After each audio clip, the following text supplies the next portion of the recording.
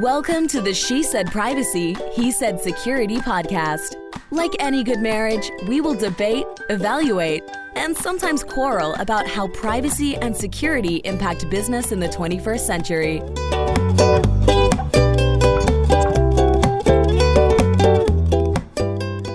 Hi, Jody Daniels here. I'm the founder and CEO of Red Clover Advisors, a certified women's privacy consultancy. I'm a privacy consultant and certified informational privacy professional, providing practical privacy advice to overwhelmed companies. Hi, I am Justin Daniels. I am a shareholder and corporate M&A and tech transaction lawyer at the law firm Baker Donaldson, advising companies in the deployment and scaling of technology. Since data is critical to every transaction, I help clients make informed business decisions while managing data privacy and cybersecurity risk.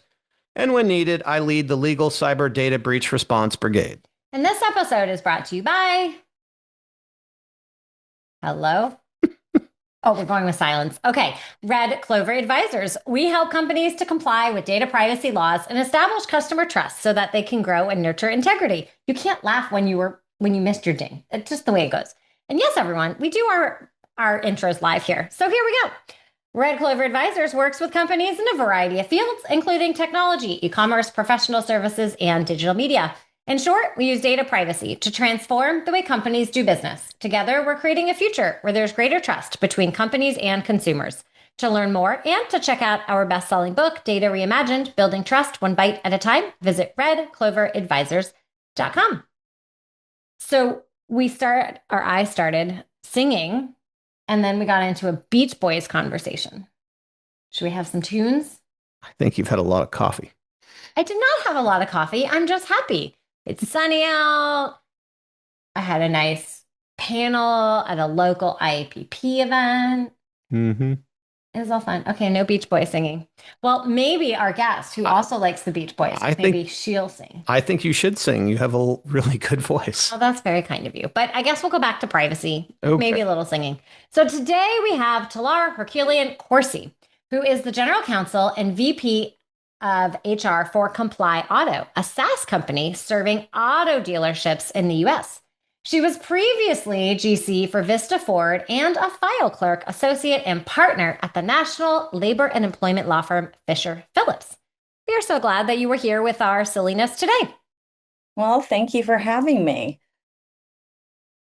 Do you still want me to talk about who I am? That was really funny, that look that you guys did with one another just then. I do want to talk about who you are, but that's Justin's cue, and he didn't quite get the look. See, Talar, I sometimes do things on purpose not to get the look because she doesn't think that her demeanor doesn't tell the whole story, which it does, which is probably more than our listeners want to hear. So setting that aside, so Talar, tell us a little bit about how your career journey evolved to where you are today.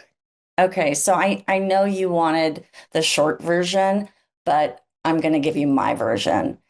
It all started in 5th grade in Saudi Arabia. I wanted to be a movie star after being Mark Antony and Julius Caesar. My dad said no. So I became a lawyer, and my dad said, look, you get to act and you get a steady paycheck too. Isn't that funny? But it did start when I was 18. I was a file clerk at Fisher & Phillips. It's a national labor and employment law firm. When I started, I still have the coffee mug where they only had 5 offices. And now it's like, I don't know, 20, 30, maybe more. They've got like thousands of lawyers. So that is the reason that I became a lawyer, came back as an associate, made partner. And then I'm going to take you way back because I was talking to a therapist and she says, don't you fight for a living? I said, I'm a litigator, so I guess you could say that. She goes, you don't strike me as a confrontational person. I said, I'm not. And then had my light bulb moment that maybe litigation was not the right thing for me, and got recruited to go work in-house for Vista Ford in Southern California, working remotely from Salt Lake City for almost 12 years. And then got recruited to my current role at ComplyAuto, continuing to work with car dealerships. So I've been working with car dealerships since I was 18 years old, and I am not 18 anymore. I just turned 51, actually. I love that you were remote working before that was really a thing and super common. So I can imagine you have all kinds of interesting stories to share about that. But we're going to talk about auto dealerships. And I know a little bit about auto dealerships, having worked at Cox Automotive for a really long time. That's actually how I got my start in privacy. I Was didn't building realize the that. privacy Yes, I built the privacy program at Cox Automotive moons ago. Yeah. And I think many people do not always appreciate the volume of personal information that car dealerships have. And I thought maybe we could kind of set the stage and help. Many people here listening are probably drivers in the US, and maybe help them understand a little bit what is the kind of data that car dealerships collect, and maybe share some of the examples they might not be thinking about. Yeah, I mean, they collect so many different kinds of information and like the financial data, because of the financing that they do. I think what would be more surprising to listeners is they're actually regulated like they're a bank. Auto dealerships are like one of the most highly regulated businesses in the country because they've got everything from the financial information to OSHA and hazardous waste that they need to worry about. So they're very regulated, and they've got like extensive, financial information they're getting from pulling, credit, and also the information now that's available through connected vehicles. Online browsing history. I mean, it goes on and on. I don't think people realize how much information they collect, but I will say, having worked with dealerships in this privacy space for almost 3 years now at ComplyAuto, our dealerships are so vigilant, and they do a really good job of cracking down and making sure, they're doing everything humanly possible within their control in order to secure the data. And should I get to the next question that you may or may not be asking me about, like, what is their risk? It's Go the for stuff it. they don't have control over. It's third parties, and I'm sure you realize that in your line of work. It's not necessarily unique to car dealerships, but that is their greatest area of risk, because no matter how good they're doing in clamping down and being compliant, if something goes astray with one of their third party vendors, they don't really have much control over that. How do they manage the data that they do have control? So, for example, when I walk in and I have to give a driver's license so that if I, drive the car away, they know who I am. What do they do with things like that, or inbound leads that I might have? And there's certainly a plethora of third-party companies that they're working with. There's also a lot of salespeople, front desk people that actually have that information. And then there's probably, because you started talking about the connected car piece, we've had different discussions about that on the show, because we have manufacturers, and you brought up the dealership part. So that might be sort of an interesting part two to talk a little bit about as well. Well, I mean, you raise a really good point when it comes to like the salespeople and the employees. How does everybody like to communicate today? It's via text message, it's mobile. It's like, instant communication is what they want. And a lot of salespeople are communicating with customers, via text message and messenger. And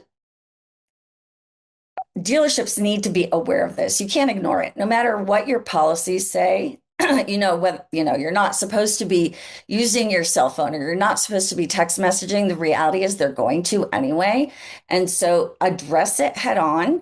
We have a product, it's called ComplyCrypt, that our customers use. And so it allows for their employees to be able to communicate both with the customers as well as finance when they're, gathering missing information or whatever it is that they need, so that it's through an encrypted channel so that it's safe. So in terms of, what are they doing with the data? I mean, each dealership's going to have their own policies, and they need to comply with the GLBA safeguards rule, making sure that they're protecting all of that information. But like on our end, when it comes to the software that we're providing, it's making sure that we are facilitating secure and safe channels for communication and making sure that, data points are protected at the dealership so that, we can avoid a ransomware attack or another security incident. That makes sense. Thankfully, we haven't bought any cars in a little while. But when we do, it's so entertaining. That's a whole Well, you know different what? ballgame. I mean, I know a thing or two about car dealers. What kind of vehicle are you in the market for? I might be able to get you into a nice Ford. What do you think? Bronco? Oh, Broncos are popular amongst the teen girl market, actually. Yeah. One of our daughter's friends got one of those. Really? Wow. Yeah, they're really popular in that universe. We are not yet. We still have a driver who's learning how to drive. So we're just going to focus on, two hands on the wheel and staying straight. Jody, are you talking about Justin? He's still learning how to drive? Oh, yeah. Yeah, that is true. We did have a conversation actually about Okay. Apparently, driving techniques. apparently I did not. I drove too close to the right side of the road. I Okay. have a knack to be able to tell when people are going to the right. It's kind of like how I have another strange knack for looking at floors when they're dipping. It's another weird thing that I have a capability of. Long time ago, when I'd rent an apartment or a condo, or I'd go with friends, I could always tell when the floor was sloping. Or looking at houses, when we would go house looking, I could always tell when the floor was dipping. It's sort of similar, like cars going to the right, floors dipping. I don't know, strange. I have never heard of that skill. That's pretty special. I thought you were going to say you also have a knack about like making everything about privacy. Oh. Not always, but Not we always. can. We can Yeah. figure out how to connect that, because now hmm we are shifting like to the right. Some want to say shift to the left and put privacy You're first, and you're some are shifting changing to the right. gears. Oh, see, that's how I did it. Changing gears. We're changing gears. Oh, very good. Okay, that's your cue, Mr. Justin.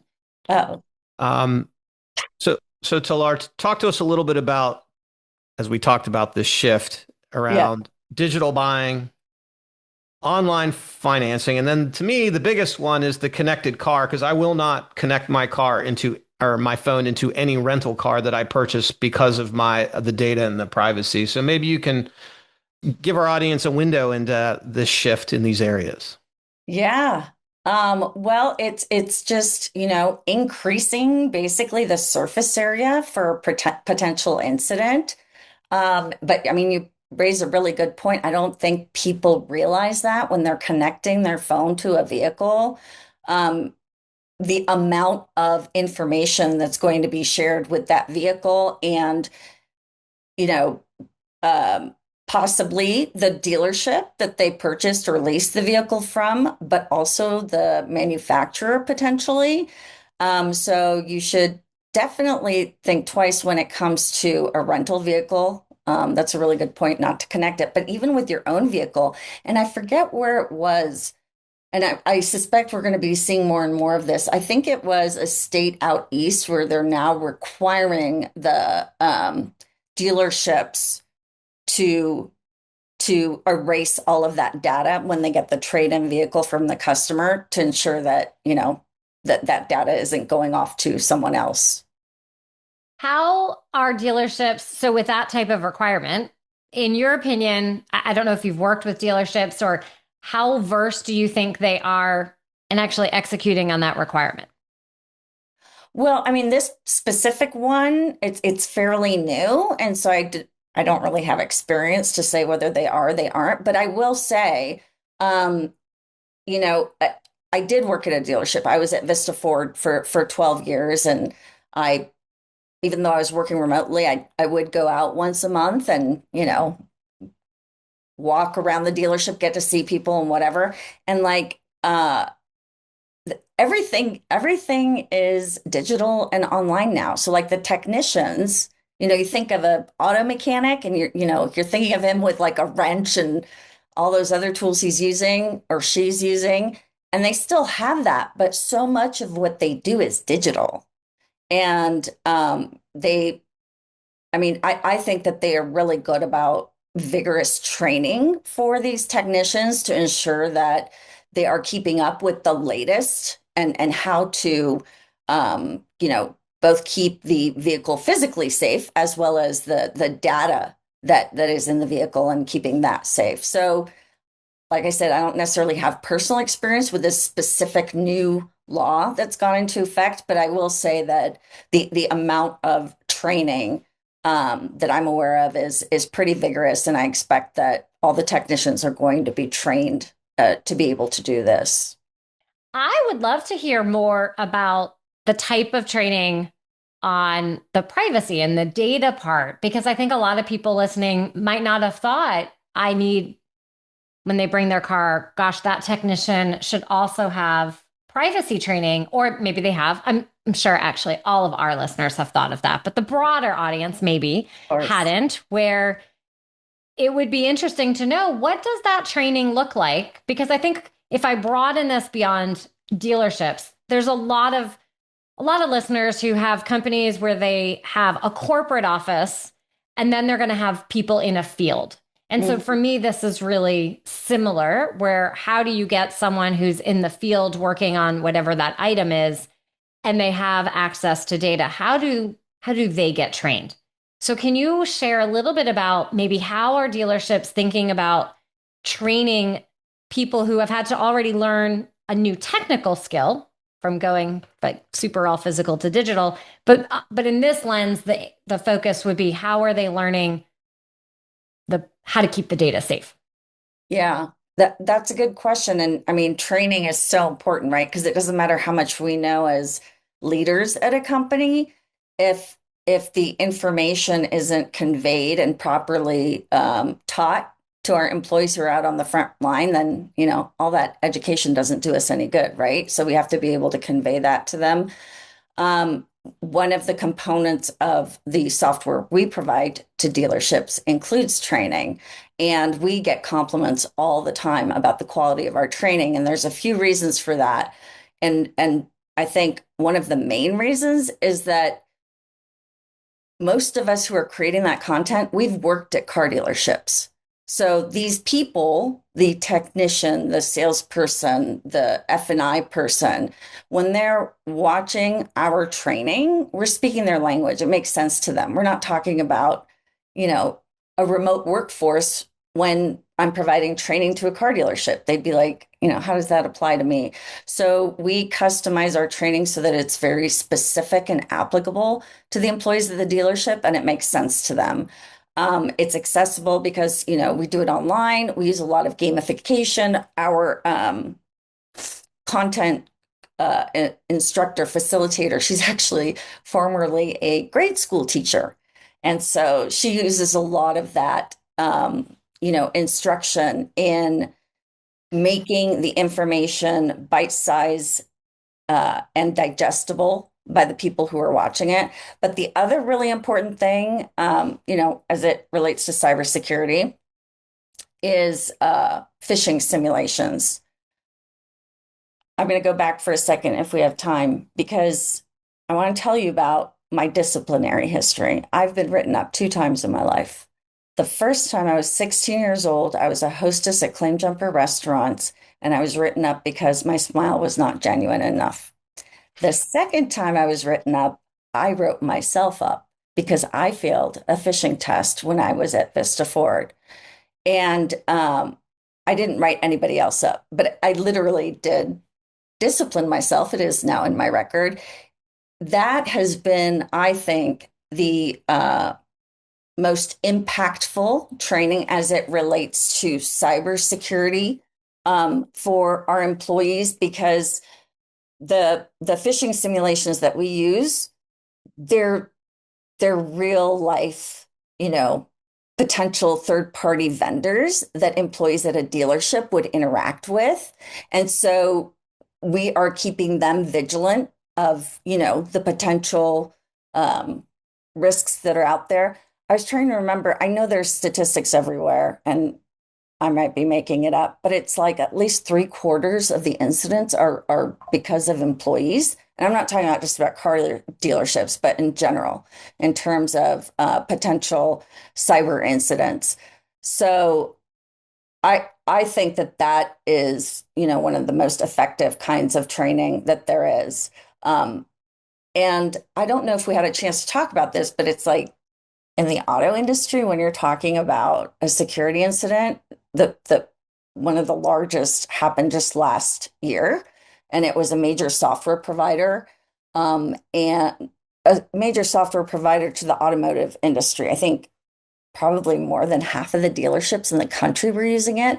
And because of the ransomware attack on this third-party provider, dealerships didn't have access to any of their online financing and tools that they needed for, I think, up to 2 weeks. They were using like pen and paper to sell cars and to service them. I mean, and the impact on the industry, I think, is close to $1 billion in terms of lost revenue as a result of this. So this goes to my point earlier about like the biggest risk is third parties. So because of the incident on this third party, that they didn't have access to them. But what ended up happening afterwards, and it's horrible because the hackers are so opportunistic. After this incident occurred, there were directed efforts and attacks by malicious actors posing to be IT or technicians of this third-party service provider to the dealership employees, trying to get them to give access to sensitive information. So they were trying to take advantage of this horrible incident that had happened. Anyway, all that to say is, I think phishing simulations are one of the most effective training tools as it relates to cybersecurity. I like how you made the tweak to send emails that people in a dealership would really receive.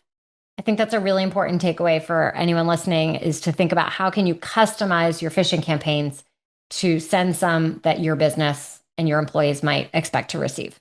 Yeah, I think the only complaints we've gotten about our phishing simulations is that they're too real. Like that they're too real. But it works. People are paying attention. Yeah, no, that's a really good one. Yes, that's interesting because now I think with artificial intelligence, phishing campaigns can be more targeted and better than ever. Like, how many phishing emails are you going to see anymore that aren't well done? But having said all that, can you suggest for us what your best privacy or security tip to someone going to a dealership? Someone going to a dealership? Yeah. Like if I'm Okay. going to buy a car, what should I think of? Like, Make sure that they're using encrypted messaging. It's funny you mentioned this, and this was not prepared at all, but I recently had this experience where I was doing a lease buyout on the Bronco. And this dealership is not one of our current customers, and I will not name and shame because that's not how we play. They were missing a document after I had left the dealership. And he called me and said, "Can you just take a picture and send it over?" I said, "What encrypted messaging tool would you like me to use?" And it was just silence. I was like, "I have one. It's called ComplyCrypt. I'll send it to you encrypted." Because they're,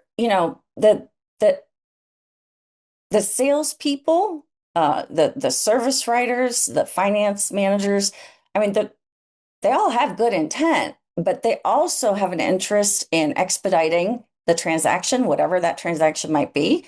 And what's the most convenient thing to do is to text message. And that's fine. And like I said earlier, be aware that people are using this, but there's safe ways of using it. And so to your point and to your question, Justin, what one of the first things that I ask when I go, do you use ComplyCrypt? And one dealership where I did lease my Lexus from, they said, "Why, yes, we do." And I was like, very good. They're obviously one of our customers, but this other dealership wasn't. And so, yeah, don't be texting private information over to your salespeople without encryption. Now, when you are not asking dealerships about ComplyCrypt and managing privacy and security, what do you like to do for fun? For fun, I am a yogi, so I have a regular yoga practice. I actually got my yoga teacher training certification so that one day I can teach yoga. I have published a couple of children's books as well as a couple of anthologies with women lawyers. So I like reading and writing is fun to me. What else? I like the pool. I like playing chess with my son. And I think that's it, really. Is there That's a something really else? Should I be doing? well-balanced, eclectic group of fun activities. Yeah, well, thank you. We are so glad that you joined us here. If people would like to connect with you, where should they go? I am on LinkedIn pretty much every day, 24/7, not literally, but you know what I mean. And I think my handle there is Talar Esquire. So TALARESQUIRE is where you can find me. And that's the best place to reach me. Amazing. Well, thank you so very much. We really appreciate it. Thank you. Thanks for listening to the She Said Privacy, He Said Security podcast. If you haven't already, be sure to click subscribe to get future episodes and check us out on LinkedIn. See you next time.